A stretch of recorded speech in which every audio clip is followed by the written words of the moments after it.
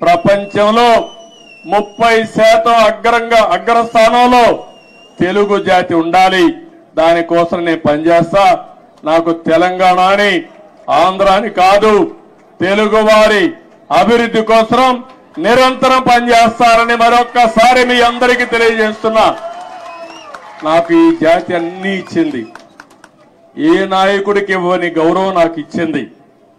9.5 సంవత్సరాలు ముఖ్యమంత్రి. ఈ యొక్క స్వాతంత్రం వచ్చిన తర్వాత, రాష్ట్రం ఏర్పడిన తర్వాత సమైక్య ఆంధ్రప్రదేశ్ లో కూడా 9.5 సంవత్సరాలు ఎవరూ లేరు. 10 సంవత్సరాల అపోజిషన్ లీడర్ని. నా రికార్డు ఇంకెవరూ బ్రేక్ చేయడానికి కూడా అవకాశం లేదు. ఇది 2 రాష్ట్రాలుగా విడిపోయింది కాబట్టి. అలాంటప్పుడు ఒకటే నేను ఆలోచిస్తున్నా, మళ్ళీ నాకు పునర్జన్మ అంటూ ఉంటే తెలుగు గడ్డపైనే పుట్టాలని భగవంతుని మనస్ఫూర్తిగా కోరుకుంటున్నా.